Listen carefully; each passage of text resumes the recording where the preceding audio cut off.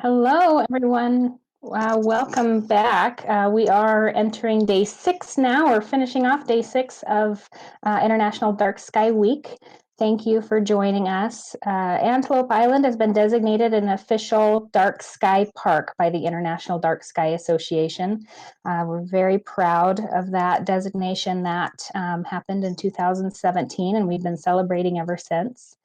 We're joined tonight by Ryan Andreasen again, amazing photographer, very active in the night sky protection scene, and he's been a great ally and resource for us at the park.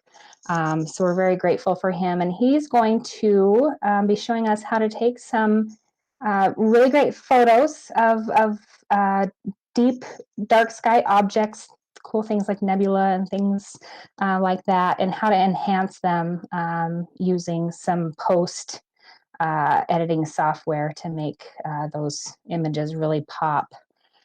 So I'm going to hand it over to Ryan. All right. Hey, thank you so much, Trish. And I am running the stuff in the background here. So let's go to me on Meets and we'll go right into the presentation. So those of you, hopefully you were able to meet with us on Tuesday when we talked about the basic astrophotography.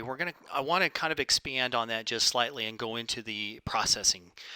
So I want to work on going to Photoshop with you right now in process an image that I took.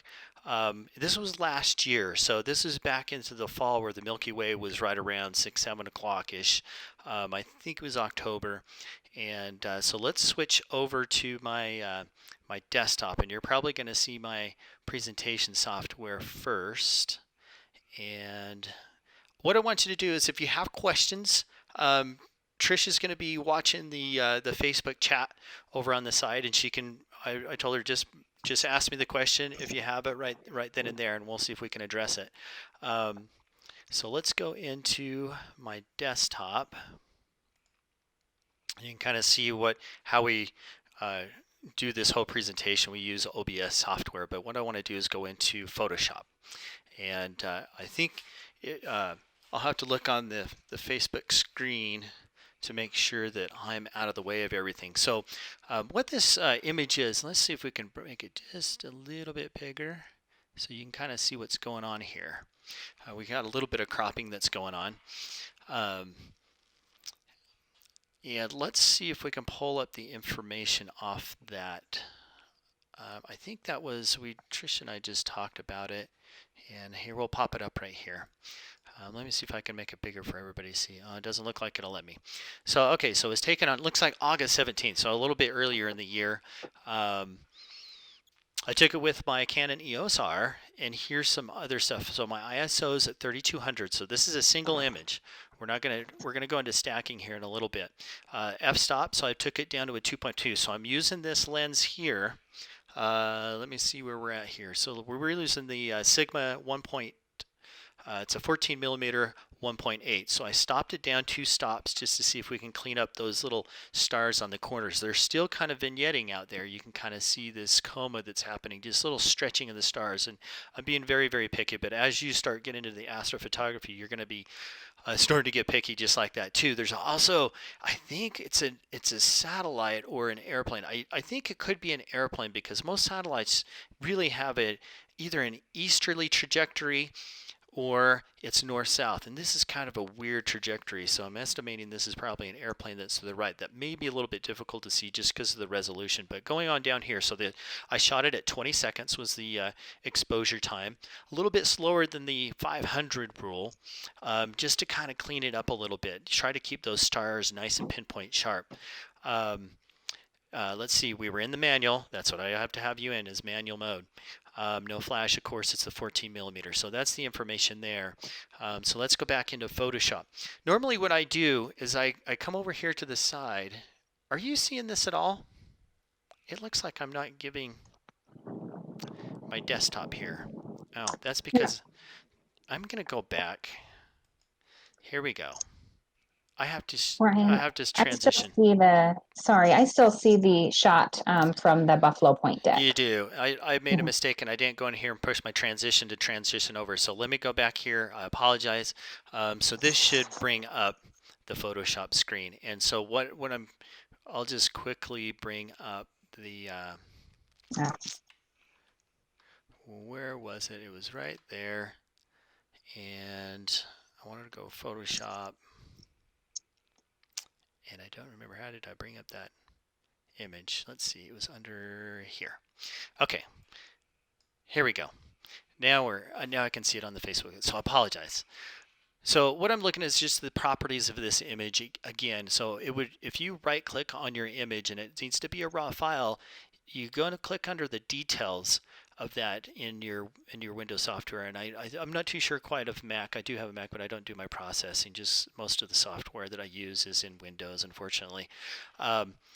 So this is where I picked up all this information, was the details of that raw image. So it kind of tells you what that was shot in. So I'm going to close that out. But now we see the page of the Photoshop. So what I'm using is that subscription. It's the latest Photoshop. It's like $10 a month to get this. So over here, you can kind of see, let me bring up the arrow so you can kind of see a little bit better. This is the aircraft that I'm thinking that we picked up here. These are the coma or the stretching just because of the lens effect over here. And the more you stop that down or shrink your iris of your lens, that should help out these corners. But this is the raw image straight out of the camera. And what I do is I start with my first image here, and I protect this image. So what I'm going to do is I'm going to duplicate my layer, and we're going to start layering into this image and start working on it. And that way we can protect these little steps. So if you don't like where you've gone, and the first thing that I will normally do with a lot of my images is I'll go into my image, I'll adjust it, go into my curves. This is our histogram. You can kind of see the whites getting clipped off. And when we talked about the histogram and your mountain that you want in this histogram over here, you want to make sure that this isn't clipped off. So obviously the whites, there's these whites that are down in here that are completely getting blown out. We can adjust that as well. And we just kind of can look at that. You can go into each channel and adjust each colors as well with this, which can be a really nice tool, and I'll use that when we go into the deep sky astrophotography. But I'll take a look at that and see where I need to be, and then I'll use my camera raw filter is kind of my go-to for almost everything. Once you bring in a raw filter into Photoshop, this pops up in the first place, and so what I did is I just hit OK and brought it up for you guys to watch. And the first thing what you can look at is kind of see what the contrast will look at. If you just crank up the contrast, it'll really start bringing out that core of the Milky Way here by changing that contrast. Now we're really having some issues here with, of course, Salt Lake's light pollution that's really getting us. But as you follow it west, if you were out there late enough, the Milky Way should rotate here to the west. And so if it was over on this side, you'd probably get a lot better contrast. But I just kind of wanted to give you an idea. A lot of things that I also do, so we can correct a little bit of that light by turning down the highlights and the whites. And that way it'll start toning down that light pollution. I mean, this is how you can really kind of pull it out. Then we can start bringing up our shadows, and you can kind of see how the details start to come out a little bit. And this is where it comes into this is your picture, your art. You do whatever you think that looks best for you and what's best for your audience, if you will. Now, you'll read some articles that are out there that talk about people put too much blue in their photos. I don't know if that's a true image or a true color, because I think naturally the eye, again, at night is black and white. So when we go out there on a night sky, we don't see this. And we don't know if our camera is taking it accurately because we just don't know. We're using these instruments. We really don't have anything of our eye to look at that. I'm guessing that the sky glow from Salt Lake causes our atmosphere to glow blue, but I've read some articles about a lot of people. I'm going to slide the color to the more yellow, that a lot of folks claim that this is a little bit more accurate of an image. And so I try to be as much accurate, at least in my photos, I try to be a little bit more accurate as I can, but I notice that I'll take my images into a print shop and they look at it and go, oh, that looks so brown. But I think, that printer doesn't really know the true color. And so, and again, it's up to you. And I want you to keep notice of the histogram up here too. And these little dots that are up top kind of tell you, oh, have you gone too much white, too much on the dark side. So remember, left is the blacks, right is the whites. And so we've got no alarm on this side stating that we've captured all of our whites. So bringing these highlights and the whites down really kind of slid that. If you watch this, if I slide this right up, oh, it's getting an alarm. That's telling us we are clipping off whites. And you can just see it just blasts out everything. So we're going to bring those back to roughly, if you want to keep all that data, you can bring it so it just barely as it turns black up here into this corner here. And that means we still have the data. It doesn't look that great. It's actually too much, at least for my taste. So I'm going to bring that all the way down because we really want to see the core of this Milky Way. You could also mess around with our blacks. That's only going to change your blacks. You can bring it down a little bit too, and that might help out to bring that Milky Way core out. Your texture, you can make it look really, really solid or kind of make it fuzzy. Again, this is kind of your art. You can cut this in half and kind of make it fuzzy too, and you have your clarity that you can adjust too. I just do little subtle changes, just slightly. I'll bring that up. The hazing too, so you can really bring down that that contrast, if you will, with the dehaze. It's really kind of a nice thing, and it really looks pretty cool to bring out that. But you can start to see a lot of noise and some weird colors, so you can kind of go a little bit too much with that. Also, bring out some color. I mean, a lot of times this vibrance will help out as well. And so I'm going to bring that back to the blue because I think that's a little bit more appealing to most folks. When you bring the sky a little bit blue, you have this haze. And believe it or not, I believe that the moon was actually rising, just starting to rise on the horizon. So I think this line right here was, let me go back here. Oop, no, don't do that. Go back. You can kind of see this line right here, and that is the moon starting to glow blue of the atmosphere. So pretty kind of cool stuff. And there's some photos that I went out there a second night, and so for each night, the moon takes, it kind of goes backwards in time. So if it rose at 2 a.m. the next day, it usually will rise about 45 minutes later or earlier that it'll rise. So you can kind of calculate where that moon is going to be when you take that photo. So let's just kind of stick with this. We'll go in and this will add this this little bit of treatment there. Again, you can start seeing that aircraft that went through our image there. And so another really cool software that I use, it's a little spendy, is I think it's called Topaz Denoise AI. And it's actually, it's a standalone product, but it also will go into your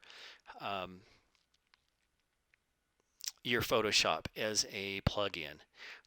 So let's zoom right up here and really kind of take a look at what this noise is. So you can kind of see where our stars are, and all this checkerboard stuff is really a lot of just junk noise because we took it at a pretty high ISO and we're, introducing a lot of heat and whatnot.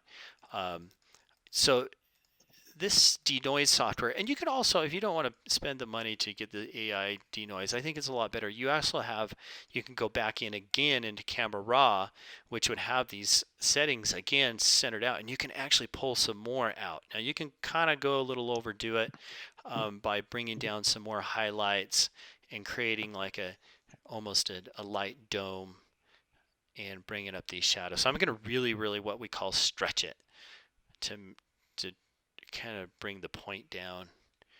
On the more you stretch, you're going to start seeing a lot more noise. And so let's just kind of leave it like this. But there's a couple other things that we want to look at. Sometimes you can get some vignetting, and normally sometimes your cameras will actually, if it accepts the type of lens, it will auto-correct it. But you can change so the vignetting is this dark area on the edges. Sometimes they need to be lightened up. So you can take this vignetting and kind of lighten those edges up so it's edge to edge. But sometimes you can go too far and it'll look kind of strange. So that brightens those up just a little bit. And then if there's some real kind of some distortion, you kind of oh, let's not bring that. You can change the distortion up here. Sometimes with, say, a fisheye. I remember somebody asked about a fisheye lens. You can change a little, work on that distortion a little bit. Over here is here's your noise reduction. So if you don't have that Topaz AI, noise reduction will really help out. And I just kind of give it just a little touch of that noise reduction. So we'll just kind of do it with this image here, and we'll bring that out. And what you'll see is a pretty good improvement, but still a little bit of noise that's still in there, these little blockiness and whatnot. But that's a 400%, so you're not really going to see that.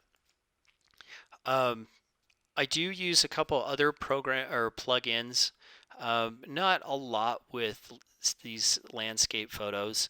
The astronomy tools, I'll put that in the description, in the comments when we're done with this, on where I got those, and that I use quite a bit.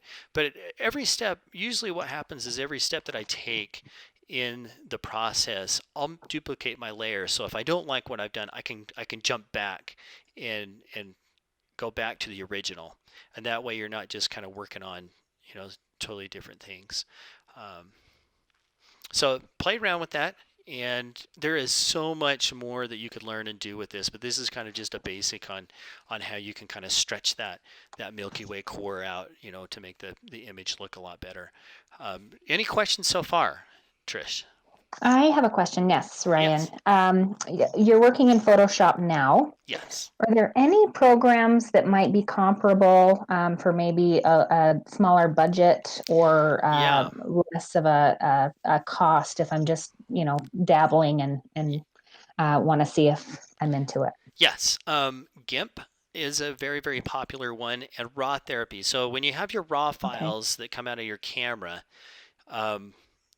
you have to use raw therapy to transform them into, I think, a TIFF. Now, I haven't used it that much, but I usually use raw therapy, or I've tried it, but it just, for some reason, wasn't giving me the effects, and I just needed more practice with it. I think, from what I've read the reviews, it actually is really good. And both of those two softwares, and I'll put those in the description too, are really, really good once you know how to use them. And they're completely free. They're open source, and they're completely free. So, yeah.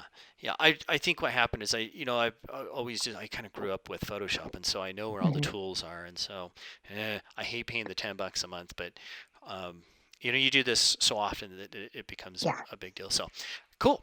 Any other questions before we move on to Deep Sky? Yeah, we had an early one from Bobby Smith. They asked, "Is this what the sky looks like tonight?" That was when we were looking at the Buffalo Point deck shot, and I think you mentioned that was shot in October. This was August. I thought it was October. Yeah, I thought it was October, but it was actually August. Okay, you can get this image. Now, this is probably, but it's the timing. So the core right now will raise about 4, and I'm going to come back up, probably about 2 in the morning. And I could go back to Stellarium and take a look exactly what time it is. But you got to also look at, from Buffalo Point, it's got to rise above that light dome of Salt Lake, unfortunately, before you start seeing it. So I would say right before the sun rises, about 5 a.m., you probably could get this about this angle. And that's where you want to kind of take a look at your Stellarium app and find out what kind of an angle that the Milky Way core will be at that time, before, because once the sun comes up, it's going to obliterate it, and so you won't be able to pick it up. It will be you'll start to see a lot of blue instead of the dark blacks. So that's what you have to consider when you're trying to shoot around light pollution and whatnot. Anything else? All right. That was it. And just a reminder for the folks that just hopped on, just type in your comments or questions into the comments, and we'll get them over to Ryan to answer as we go through this. Okay, so let's move on and talk about deep sky photography and tracking. And let me go back into my OBS software, and we want to bring up my presentation and transition over to here. So, okay, so you should be able to see this, I believe. And let me just make sure that goes over correct. Okay. So let me bring up so I can. All right. So deep sky photography, we're going to basically take away the foreground, which makes it somewhat easier because we're not trying to shoot two things at the same time that are moving. One's moving relative to the other. So if you're on the ground, obviously the ground's not moving underneath you. You would shoot the ground, but of course the stars. So we would have to use that 500 rule to decide, oh, how long can we keep that shutter open? Going into deep sky photography, we are hitting a move. We're actually moving. And so we've got to find some sort of way to keep up with and keep our cameras dead set on our object that we want to shoot. Now this image that you see here is M33. It's a triangulum galaxy. I actually shot this from Antelope Island. This took me roughly 5 hours of what we call integration time. 5 hours of actually telescope setup to take down, and I think roughly the integration time, which was actually the full picture itself, was I think 2 hours or so of data, and we call it data. So when I say data, is the actual picture. So the steps that we take, and if you were here Tuesday, I'm going to have a couple slides that are kind of identical. The 4 steps we're going to do is planning, of course. So we had the question about when is it going to be out. So yeah, you want to get onto your Stellarium app and find out what object you want to shoot. And so planning, when is it going to be out? Where is it going to be in the sky? Second, we've got to acquire the data. And that's basically taking the photos. Then next, we're going to go into what's called calibration. We're going to have to calibrate our images, and we'll go into that a little bit. And then the last thing, we'll go back into Photoshop, and we'll do our processing. And we're going to use another software that's free out there. It's called Deep Sky Stacker. And we're going to actually do what's called stacking. And this, you can do stacking. People do stacking with their landscape photos as well. And we'll go into that. So planning. So we wanted to find our target. If you went into Stellarium, you can actually bring, let's see, you can bring your camera lens focal area, if you will, your focal length, and it'll give you a little square of kind of whatever lens you're going to use is going to look like if you took a picture in the sky using Stellarium. There's a little setting in there, and maybe we can have a little class on that a little bit later on another time about how to do that. But you can use that tool to say, oh, I could fit, say this big nebula in this whole image, because some of these nebula out there are huge, and it really needs a good, maybe only a 200 millimeter zoom lens will pick it up. And I'll show you, hopefully if we have some time, I'll show you some other images from just standard zoom lenses. So framing, we talked about the equipment. We'll talk over, we got to find a dark site. I mean, obviously we got to go, it's really difficult to punch through that light pollution. And then the seeing quality. What I mean by seeing quality, the clouds, the humidity. Sometimes when you're what I call digging deep into the space like that, the winds, the upper winds, those high 100-mile-an-hour winds that are up there can actually make your images a little wobbly. And so there's actually some apps out there that you can look at what the seeing quality is of the sky. Now, our eyes can't see that, but definitely when you start zooming in at 1,000 millimeters of a focal length really deep like that, you start seeing that. And that's why stars twinkle. And it's because of the atmosphere and its turbulence up there. And so they have some planning software that can tell you how much turbulence you're seeing. And the deeper you go, the more you're going to see. So you kind of have to think about that. The gear, so cable management, we're going to see a little bit about that. So before we acquire, I'm going to show you and walk you through a setup of my telescope. Now this is what's called, let me see if I can bring this up here. Scope setup. So I'm going to flip it over here. And okay, if you look to the right real fast, you see Raccoon. I didn't ever see that. So what we're kind of looking at here is I'm going to bring this volume down here so you can hear me more. There we go. Okay. Yeah, this is about 80 pounds and it is so heavy. So typically what I'll do is this is in my driveway in just East Layton, and it takes me about 40 minutes to get this thing set up. As soon as we get a little speedy here, I have it go a little bit faster. Yeah, I start to freeze, and so you always have to bundle up. And so this was on the 17th. I was going after M101, which is the Pinwheel Galaxy, and I think that's what we'll try to work on as far as processing if we have some time. What you're looking at right now is the, I'm assembling that. I just put up what's called the guide scope. That's going to be, I use that to lock onto a star to help guide the mount. If you look at it, you can kind of see, and look at all the cables. Cables are crazy, and you think you'd solve that. But if you look at that angle where I'm putting that camera right there, so there's 3 cameras on that scope, and that little tiny camera, we're going to focus on Polaris. You saw me slide out that tip, the top part of the telescope, that's the dew shield, so the dew won't come onto your lens and fog it up. Right now I'm leveling it. There's a little bubble level that I'm looking at, trying to get it level. And now I'm looking up to Polaris to get it aligned up, so you can kind of see that angle. And if you do latitude and longitude, you'll we're right at 41 degrees. And as a matter of fact, when you look at that mount, and it has a little meter on there that shows exactly 41 degrees, or the latitude that you would put. I'm doing a balancing routine, so I'm trying to make sure that this scope is balanced, because if it's not balanced, the mount has a really hard time to the motors really have a hard time if it's not balanced, and that'll cause issues when you're trying to track a fine target like that. And it takes a long time to get it balanced. So now I've got a few other things out, and as I'm looking, just plugging in more and more cables. So I've got to connect, I have my laptop out there, I've got to connect power to the mount.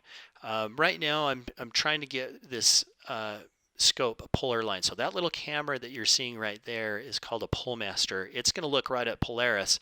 I connect it to the computer, and it takes a look at Polaris, and it's going to put us dead center on that equatorial pole, because Polaris kind of wobbles. It's not exactly at the equatorial pole, but it does wobble a little bit. So as I go through this routine, and this is very helpful, we're basically calibrating this telescope so it's going to track accurately and find the targets, because we're essentially shooting stuff we can't see with our naked eye, and so you want to be as accurate as possible.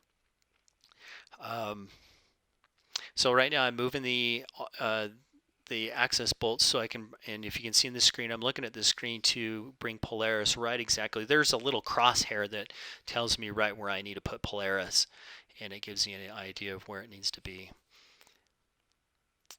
Any questions so far, Trish?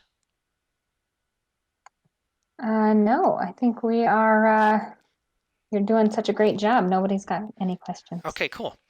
Thanks, Ryan. Again, you know, a lot of people, it's funny with us amateur astronomers, we giggle because of our what we call cable management, because cables go everywhere. So that's the main imaging camera down at the very end of the telescope.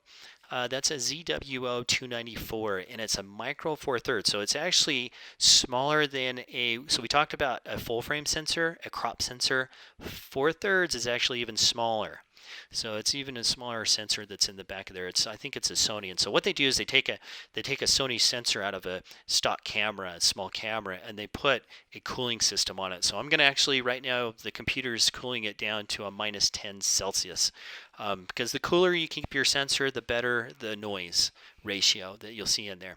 What I'm doing is I'm getting the telescope now aligned, so I'm putting it in its lat long, saying, oh, here you are, you're in this position of the Earth, and the time, and then it's going to say, well, we need to focus on a couple stars to get to, so I know what the sky is like. Now, there's also some other stuff out there called plate solving that'll do this automatically for you, and sometimes I just get so lazy that, or I don't want to call myself lazy, but it's kind of easier when you have something that you know already.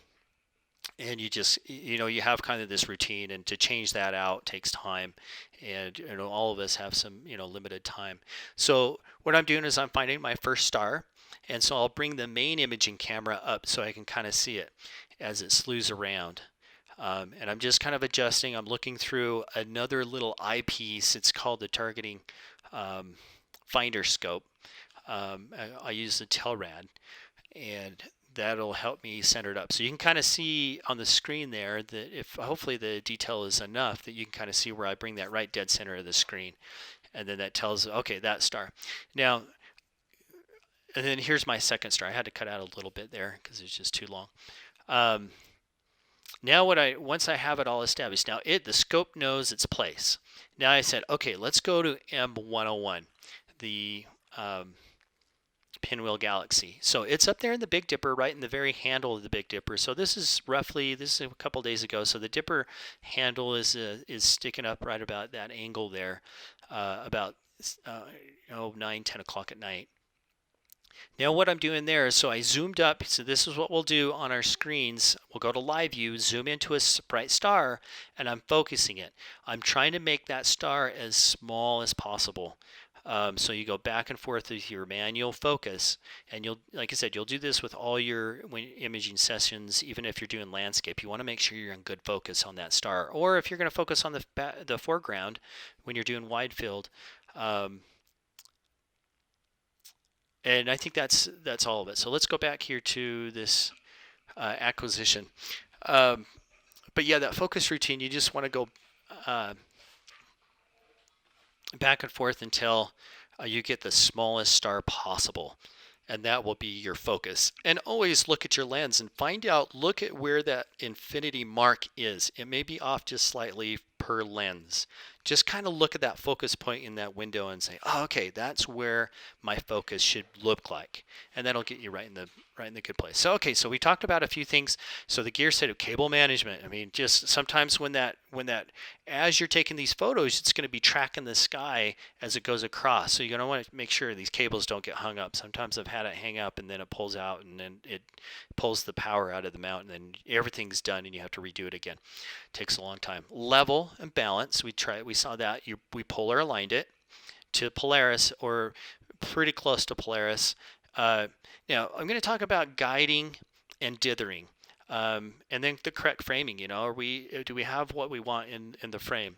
Focus and focus and focus. And you want to take time to refocus, because actually your temperature outside, as it changes, your telescope temperature or your camera temperature will change the way that focus is. So take a minute and if you're been out there shooting for an hour, take a look at focus and make sure you're right where you need to be. Zoom back into it. We'll roughly talk about a meridian flip and what that is. I think that might be a little bit too much. And then capturing calibration frames, and we'll talk about that as well. So let's go into there. How are we doing so far, Trish? Can I interrupt you? I do have a question. Yes. Where is there a guru at the Best Buy? Do you have a geek squad that holds your hand through picking up all of the specialty equipment? Do you have any advice on where to start? Yes. There's really two companies here in the United States that have the equipment, and they kind of compete with each other. I bought from both. They're both great, and they give great customer service. I use High Point Scientific a lot. They're in New Jersey, I believe. And then down in Southern California, there's OPT Scientific. I think it's Ontario. No, it's not. It's OPT Telescopes. And they're pretty good down there too. So either one, and they're very, very competitive, and they have pretty good pricing too. So, and they do technical support on everything that you buy. Even if you, at least, I've been buying from them I don't want to, hate to have a commercial here, but every time I have a question, I've called them, and they're more than willing to help me out on how to do all Wonderful. that stuff. So, yeah. Okay. Anything else? Let me just pop over to Facebook and make sure we're doing okay there. Doesn't look like we have any new questions. Guys, if you have any questions or comments, just throw those in the comments and we'll get them over to Ryan. Okay, so real quick on the type of sensors they have out there, that little camera that I had on there that dedicated astronomy, they can come in two different ways. They have a color sensor and a monochrome. Now, as you get more and more deep into it, I don't have a monochrome. Monochromes are super nice but it takes a lot of time. So I stick with a color one, and that's what we have in most of our cameras. So I'm not going to talk too much about it, that part. I'm going to kind of skip this too between a CCD and a CMOS. You can kind of read about that and how the pixels are read. Most consumer cameras that we use are CMOS cameras, and that's where each individual pixel has like this little mini computer that tells the signal. The problem with that is you can get some variations in that on what it sees versus the next door neighbor sees, and so you get just a little bit of variations on how. So, but of course it's money. CCDs are significantly more money than the CMOS, and so typically, and that's all I have is CMOS. I don't have any CCDs.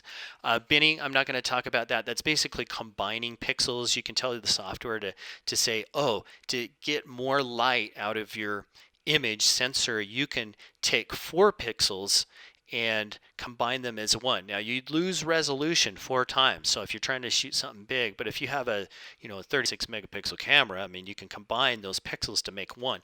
But it only really works effectively in a mono camera, which black and white camera, which nobody really has. You have to buy them dedicated to astronomy, and so I'm not even gonna talk about that until. Yeah, just a little bit too much stuff. Now, dithering, what happens? This kind of help out. This will help out on noise. Sometimes you have some dead pixels in your imaging sensor, and so what astronomers will do is they'll take a picture and then move the mount just ever so slightly. Take another picture, move the mount ever so slightly over by one, and that will what they call average that dead pixel out. Because what we're going to do is we're going to take multiple images, which is called stacking, and combine them together to get an average. And that's how we can bring out the light. And I will show you what a single image looks like versus a unstacked image versus a combined stacked. And you'll see the difference as we do that. Now, I don't dither. Dithering takes time and more advanced software. I'm using what's called a live stacker, which has problems too. But I really only have 2 to 3 hours most of the time to get out, get set up. And you saw that was about 40-minute setup, and then maybe 2 to 3 hours of shooting time. So I really take shortcuts. The quality does show. And so you can see some people that have lots of times on their hands that they can really use this. You can use filters. Filters are really nice, particularly in light polluted areas that you can shoot. You can put a filter over that sees, so the most common visible compounds out there in space is number one, hydrogen. That's the most abundant element out there, and it glows roughly what they say is in the reddish area. And so you can actually buy a filter that filters everything out but the actual spectrum of hydrogen. So a lot of people have hydrogen, they have oxygen, they have sulfur, and then what they'll do is they'll add all that together and really enhance their objects. So sometimes you can shoot in a full moon and not even get effects from the moon if you shoot in, say, just one of these spectrums, and they're really tight. So that image there just kind of shows where these filters will filter out. But it really does not, if you shoot in a dark sky without filters, is 10 times better than shooting with these filters, and a lot easier. So we saw this on Tuesday. How we doing, Trish? Any questions so far? Oh, did we lose Trish? Sorry, let me unmute myself. No, okay. I think we're doing great. We're doing great, Ryan. This is a lot of information trying to pack into 1 hour. So I'm going to go back here. So really, we're still juggling the ISO aperture and exposure coming from the last. These are from the last slides of Tuesday. So I'm not going to talk too much about that.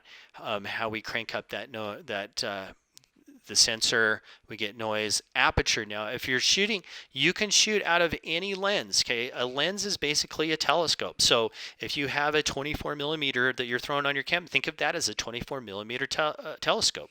So, and you have the options with those lenses of changing the aperture, but my telescopes do not have a aperture. They have a fixed aperture. So my telescope, as we go in there, we look at these are my two. I have a couple other ones, but the one on the left that I really shoot with is my Meade. It's a 130 millimeters. That's the diameter of the opening up in front.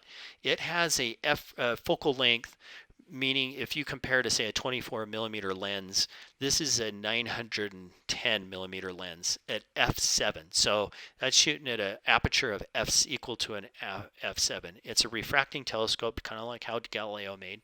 On the right is another telescope. Now this is a Smith Cassegrain. It's basically a mirror in the back of it. It bounces the light back and forth a couple times in there, and that gives me, the deeper you go, typically the larger the telescopes, you lose your F ratio. So that's clear up to an F10.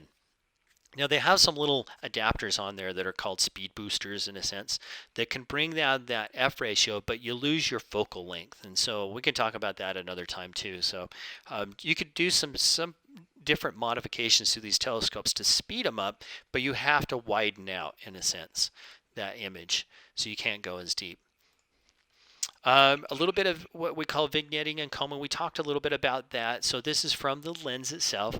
And you can, it's probably pretty tough to see in this image, but if you look off to these sides, you're going to kind of see this little like teardrop. It just, everything in the center is in focus, but a teardrop out here, and that's just the quality of lens. So this was shot out of my, it's more of an optical telescope. I take them out to star parties and see, but it's very difficult to shoot a camera on, and so that's, you'll see that in the quality of the different type of lens. You can kind of see the blackness over here. They call the vignetting that we saw in that other image that we talked. So lenses do that, and it's because the sensor is flat and your lens is curved, and so you get that curvedness on the other outside of the lens, so you get different light amounts to your sensor.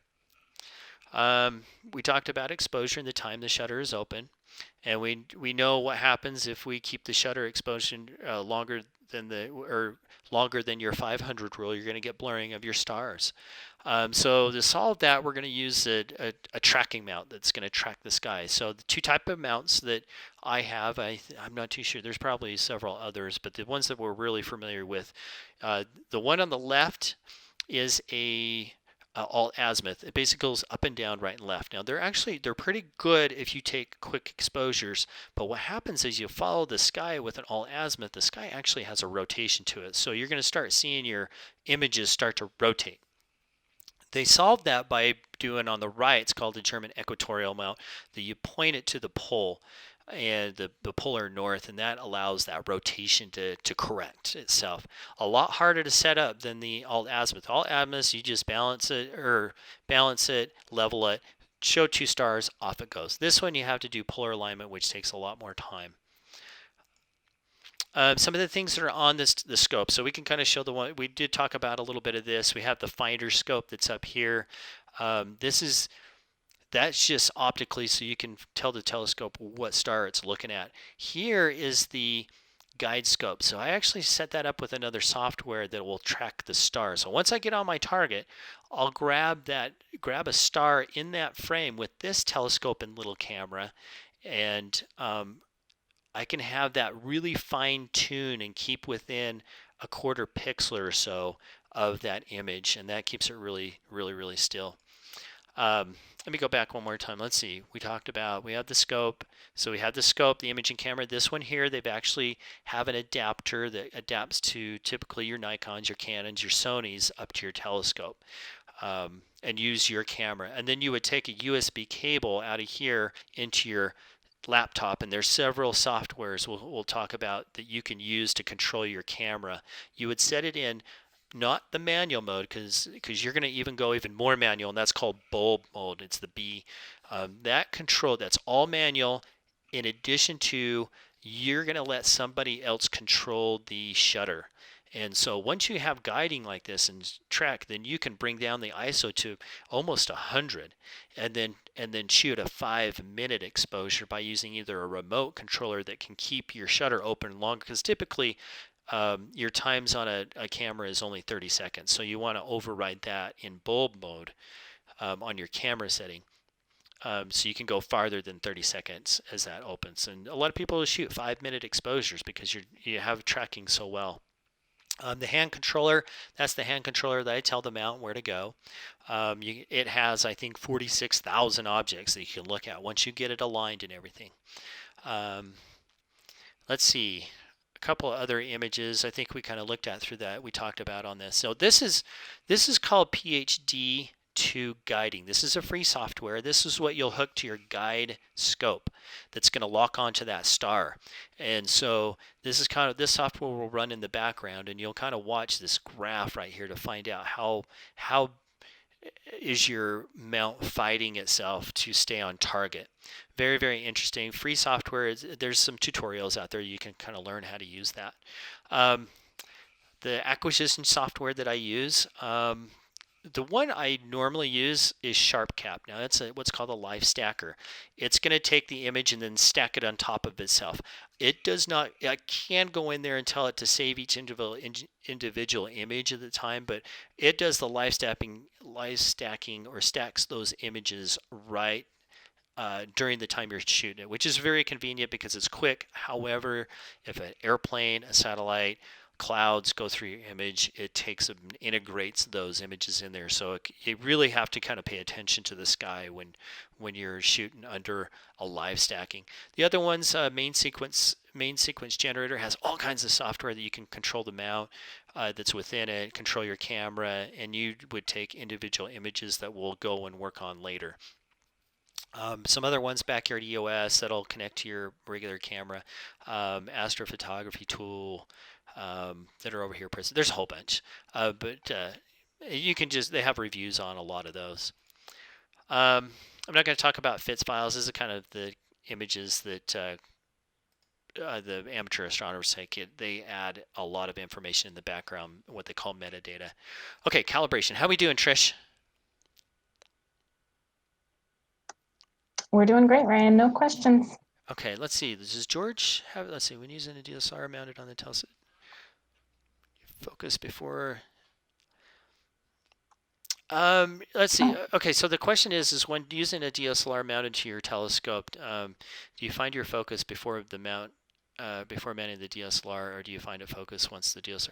No, you'd have to focus it after you mount it. So you'll mount it onto the telescope because the telescope is your lens, and so you're just mounting the camera to the telescope, and the focus point is on the telescope. So yeah, you would take. I do that almost very last when I find my target. And I'm ready to start taking my images. I do a fine-tuned focus before I do that. Okay, so calibration. So when we do these stacking images, there's several different calibration, what we call calibration frames, that's going to help the computer when it processes errors in your camera image. And we talked about vignetting, that white and that darkness on the edges. Believe it or not, there's some software out there that will correct that for you. Photoshop has that kind of integrated slightly, but this does a lot better job with this. There's also what we call dark frames, and I'm just going to talk about. So dark frames, we're going to take a picture of essentially the sensor with the lens cap on, because we want a black image.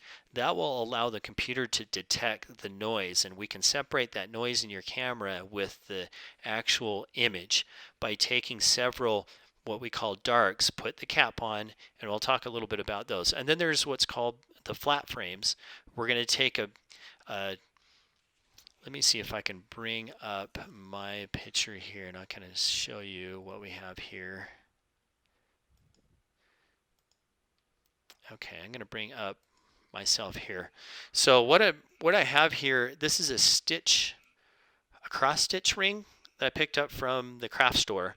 What I did is I took a white t-shirt and I pulled it over the side. This is going to get our flat frames. And we're going to take, well, you would take this little shadow or shield here. You're going to put that over top, point it to a light source. I like to put it to a blue sky the next day, and you're going to shoot some flat frames. This is going to give it kind of a whitish image that will tell the software where the corners of the image are white and darker, and it will amp up those little pieces. And you can, we probably don't have time to talk about a little more into how to do a flat or a dark, but just that's what they are. There's tons of YouTube channels out there that talks about that, on shooting those. By taking individuals, we can grade them. So we can kind of look at each individual frames. Was it an airplane? There was a cloud, and we can eliminate those. And so you want to kick those out. Like I said, I normally will live stack, which I can't do that when I live stack. And then we're going to bring it in a Deep Sky Stacker and PixInsight. PixInsight is very, very expensive. I do have it, but you can do everything free with Deep Sky Stacker. And so we'll go into that. Oh, that's not what I want to do. Let's go here. Bias frames, that's picking up noise. Really, your camera will send noise to the sensor as well, just the electronic noise. So you can take bias frames as well and add all these together in Deep Sky Stacker and tell that software, that's electronic noise. And then the lights, they call them, are the actual image of the object. And so we'll kind of go into that. This is an image of Andromeda. This is one single image that I took, I believe, out of my Canon Mark III, and I had it astro modified. Now what that means is every consumer camera has an infrared filter on it that keeps that infrared light out of the camera to give a better, I guess, appealing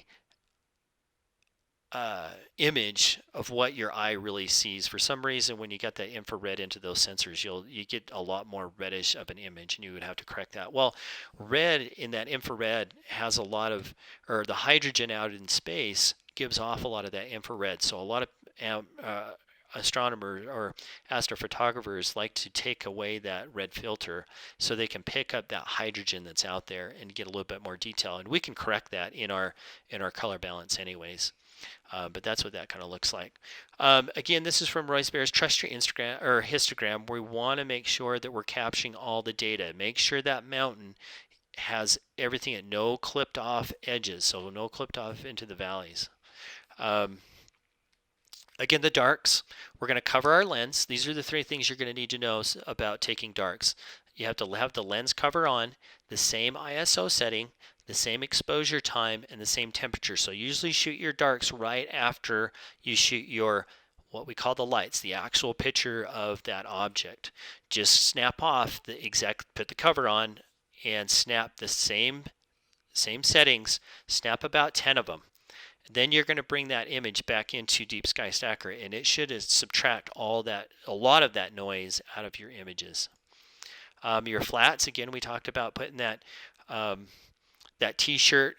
Usually I will do that in the next day. So I'll keep the camera, the same focus, the same settings, and I just sit it in my car, drive home, go to bed, get back up when the sky's out. And you can't have like a patchy sky, a scattered cloud layer. You have to have kind of a uniform sky to get a uniform light source over that t-shirt that you put over your lens. So the same focus is important, the same aperture, and the same focal length. So you're going to bring down the ISO so your exposure is correct. So look at your histogram and make sure that exposure is correct and bring that back out. And this is what you should see in your image. Very, very hard to see what's happening here, but you can see a little bit of the vignetting in the corners, a little bit darker than the others, and the computer will say, oh, okay, I can kind of see the vignetting there, and it will compensate in those images. And then here's your bias. You're going to put the lens cover on, so kind of like a dark, same ISO, and the fastest shutter speed. So you're going to crank it down to the fastest shutter speed, and you're going to go click, click, click, click, click, click, click. That will put an image of your electronic noise into your image, and so you can subtract that too. I rarely do this. I just have a hard time seeing that difference. Okay, so here's the software, Deep Sky Stacker, that we're going to bring those into. So we'll see if we have some time that we can process one in just a little bit. And we can kind of see this. So again, understanding the night sky is really going to be important. So when we go out and shoot. What we're going to need, again, is the lens mount DSLR with a dedicated astronomy or a dedicated astronomy camera. We need a shutter remote like we did with the landscape photos, or do a 2-second delay, either way, just so you don't have shaking when you pull that trigger. Always manual mode, because we want to control that ISO and exposure. Again, raw. We always need to shoot in raw. JPEGs are only for Facebook and presenting. Once you finish your product, then you can send it to a JPEG. Again, we talked about the noise reduction inside the camera. You don't want that white balance. And then, of course, your headlamp. We talked about this too. I'm going to skip up all this stuff because we talked about that on Tuesday. Again, our helpful websites is Astro Backyard. These guys are more into the deep sky stuff. Man, Astro Backyard has all kinds of cool videos on how to do all this stuff in detail. And again, post-processing, we got the Photoshop and Pixin site. And then again, show your stuff. We need to, in order to fix this light pollution problem, we need to have people really want to enjoy the sky. And so get more people into this, and that's why I'm doing this as well. Okay, Trish, how are we doing? Let's see, we are doing great. Still no questions. You're doing a great job. Okay, so what I want to do, last thing before we finish up, I need to bring you back to, let's see here. I need to bring you back to my desktop. Okay, so let's transition you over to my desktop. You can see what's going on here. I'm going to go into, I'm going to bring that down. There's our Photoshop. And I think I need to keep this OB. We need Deep Sky Stacker. And we need to grab M101. So what I've already done here is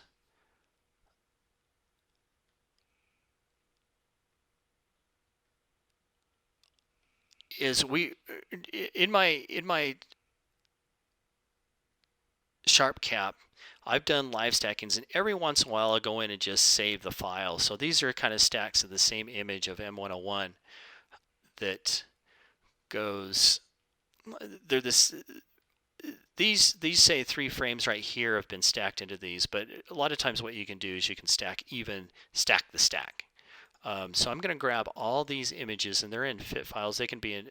The only thing that Deep Sky Stacker won't read is the newer files, the CR3s from a Canon. So we're going to bring these in. Now, darks have already been integrated. So I went into Sharp Cap and brought in and had Sharp Cap take dark. So it's only dark frames and the light frames that have been used in this one. And at the very end it says, so I took 57 frames that were 50 seconds long at the same target. We're going to add these together. So I'm going to go in here to Deep Sky Stacker, bring these in. It's going to probably tell me that it doesn't like these. And let's stack, because I don't have calibration frames, it's going to say, hey, wait a minute, this is kind of dumb. Why would you do this? But you can still do it. So let's we'll just save it onto my desktop here, and we will let this thing do its thing. So it's going through, and it may take about 5 or 6 minutes to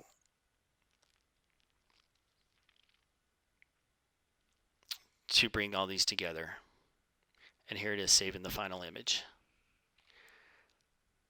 And it saves it as a TIFF. Now, if you look here, you can't see anything. So let's bring this into Photoshop.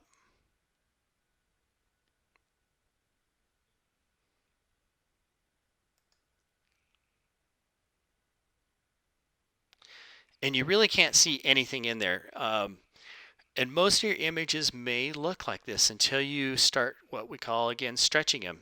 So let's go over here to the right, and let's actually first, I forget, Deep Sky Stacker saves this as image as a 32-bit, which really takes away a lot of your options that you can use with Photoshop. So I'm going to change it over to a 16-bit, and you can start to see things in there. And we want exposure and gamma, so it looks the same. So we just converted this TIFF over to a 16-bit. duplicate this layer because we want to save the original one. And I'm just going to go in here, and first thing, we could go into the filter and do the camera raw, but I have to come in here and stretch it this way with our curves first. And you can see, here's our histogram. These are the 3 different channels, the RGB. There's red, green, and blue. So combining those together, you can see we have all of our data that's in there and on each side. So I'm going to start bringing up the whites on the right side by stretching this out. And then I'm going to bring down the blacks just ever so slightly, and then bring this down so we're not clipping it up here. And as we stretch this out a little bit, we're starting to be able to show some of this galaxy. And again, it's M101, which is called the Pinwheel galaxy. So you can kind of see that there's a little bit of blue to it. So now let's go back into our levels again. You can see how they're kind of stretched that way. They're all kind of away from each other. So now let's start going into the reds and the greens. So what I'm seeing here is the data probably starts out right here. So we're just going to slide it ever so lightly to where this valley is right here. Then we'll go into our green, and let's shift that all down, and our blue. And we may have gotten rid of too much of the data. So let's go back. Let's take that data to just those little tiny peaks off to the left. I can kind of see it, that we need to bring those back up. There we go.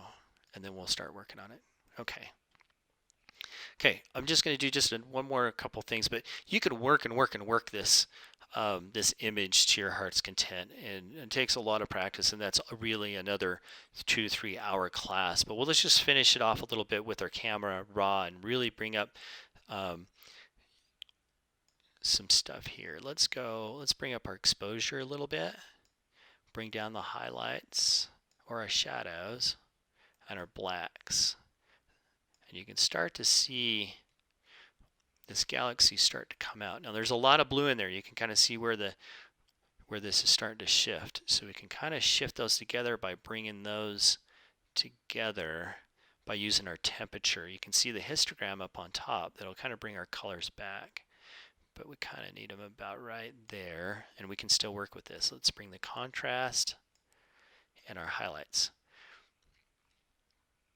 And you just kind of have to mess with it back and forth to find what really kind of looks good here. Now there's a lot of problems that are happening. I've really kind of stretched it without time, but here, because of the live stack, we have a satellite, of course, it's buzzed right through the piece of that. And what I did is in the final image is I just kind of went in there, worked it, and photoshopped it out, which is not really the best way to do it. The best way to do it is take that image out of your stacking process and just eliminate it altogether. But you can kind of see that I didn't shoot flats with this, and so you have kind of this weird gradient that's going on here.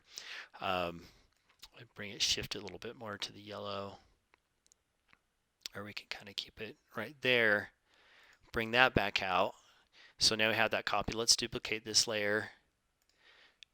And then let's go back into our levels again and see if we can take that blue out with the, you can kind of see how we're bringing our mountain. We're building our mountain at the valleys, but there's still a little bit of data here, still a little bit of data on this side. And let's go to our blue channel and start pulling that blue out like this. And you can kind of grab this stuff too and adjust it. Reds. Ooh, we shifted a lot of red out of it. So we'd have to bring that back. But I'm going to cancel that. But there's, like I said, there are tons of tutorials on how to get through this, but that kind of gives you an idea of where that, what's possible out there for us. How are we doing, Trish? I think we're probably about an hour. Let me come back to here. Yeah, we are just over an hour, Ryan. We do still have a captive audience, so we're in good shape there. No new questions. If anyone has just come in recently, if you have any questions or comments for Ryan, just throw those into the comments and we'll get them over to him. And let me see if we can adjust this blue. You can go back into your camera raw and, again, shift this a little bit out of it. Trying to bring that red back. I lost it, I think, and I'd have to kind of go backwards and start redoing it again to bring those reds back. You can also go into your saturation, your luminance, and start bringing your, saturate some reds here. But there's so many different ways that you can start to bring this thing out. But anyways, I'm going to cancel this. And the finished product, believe it or not, so it took me at least 4 hours or so of time to work on it, but this is the end product of finishing that up. And that was using also PixInsight. And what I did is I masked a lot of things, masked the stars to make them smaller.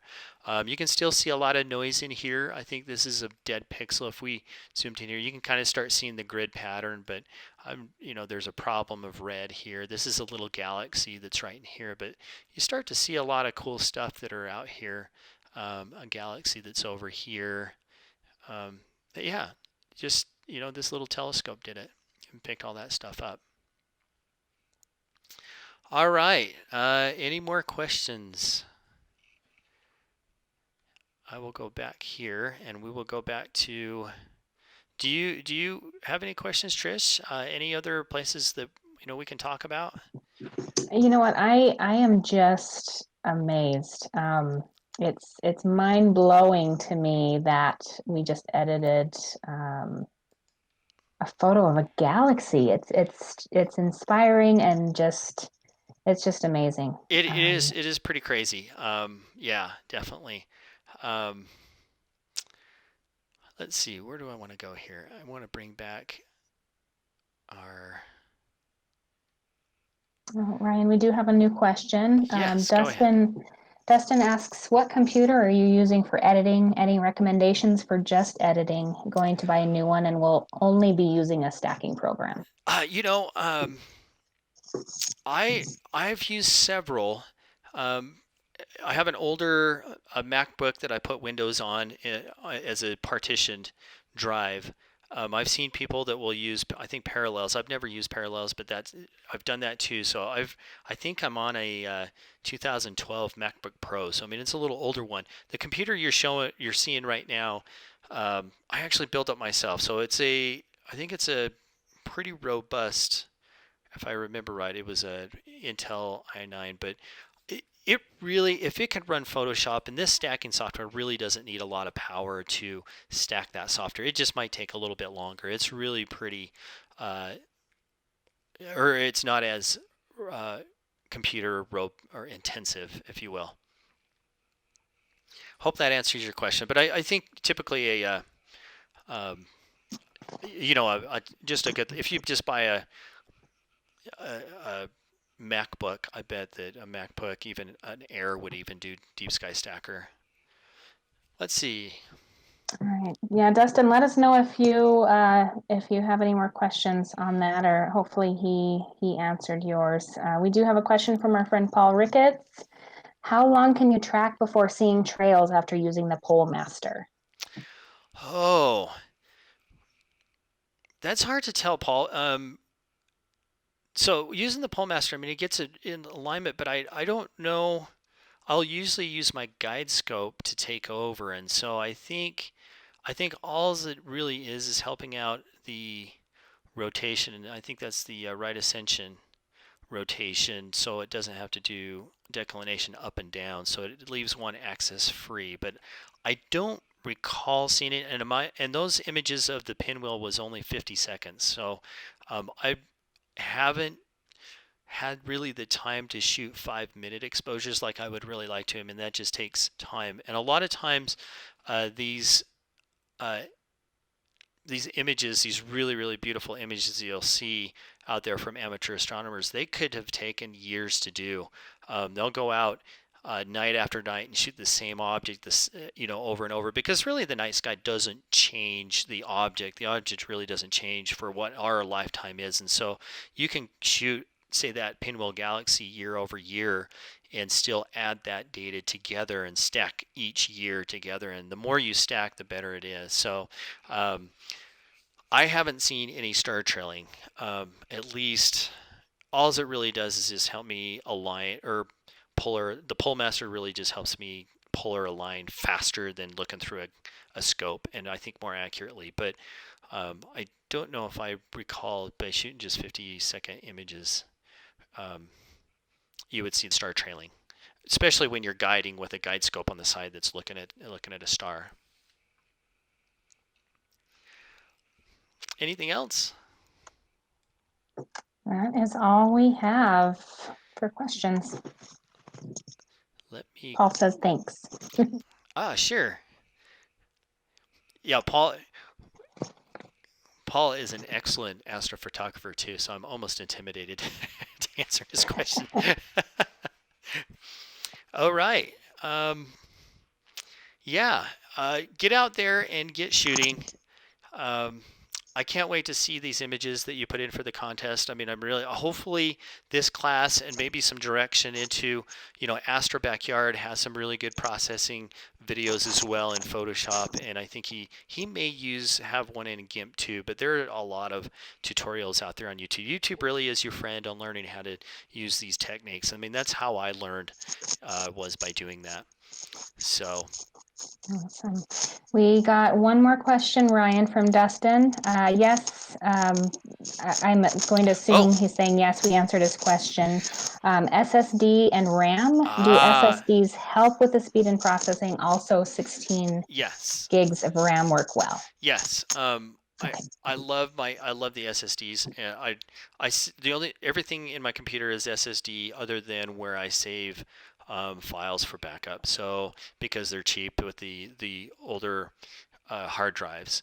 But the RAM, sorry, I'm reading over here onto the chat here. The RAM, I think we're up to, boy, I'd have to look at the RAM. It's at least 16 gig RAM. So I mean, buy as much as you can afford, really.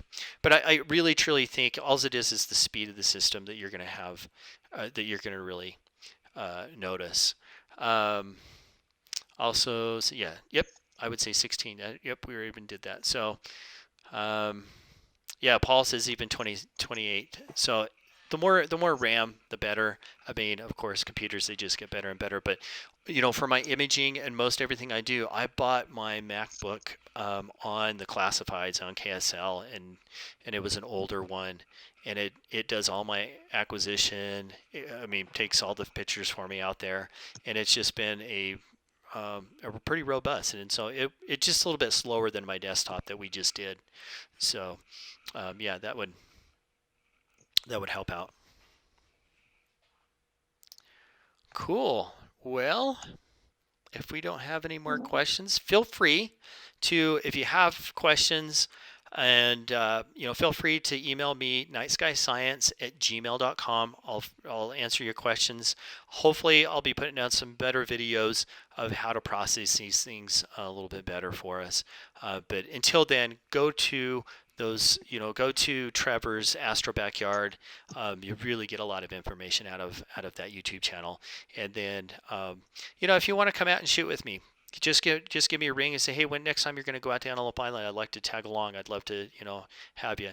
And, when this virus thing gets over, definitely, hopefully by the fall-ish, August, we'll be doing a hands-on out of Antelope Island and all together. And that way we can help each other out by taking, these images that are like this. All right, Trish, I will kick it back to you if there's no other questions. All right, there are not. So I will sign off. Ryan, thanks again so much for doing this. Thank you so much. It's always my pleasure. I love teaching it. And I appreciate it so much. And just looking at some comments, people are very, very grateful for you taking the time to do this. So thank you. We are in day 6 of Dark Sky Week. We have one more evening left, a really great film presentation tomorrow, Saving the Dark. So come back and see us at 7:30 tomorrow. And don't forget to look up, go out, take some photos of the night sky. And if you're not satisfied with the quality of your night sky from your home, take a look at your lighting, make sure that it's not on if it's not necessary, that it's pointed down at the ground and not up or out, and that it's an amber glow. That will really help with the quality of your starry night. I will put some links, some helpful links that Ryan's mentioned in the comments on this video, so that you can refer back to those, and also his contact information also. And he really is a great ally, so don't hesitate to reach out to him. And we will see you tomorrow night. Thanks for coming. All right, thank you, everybody. Have a good night.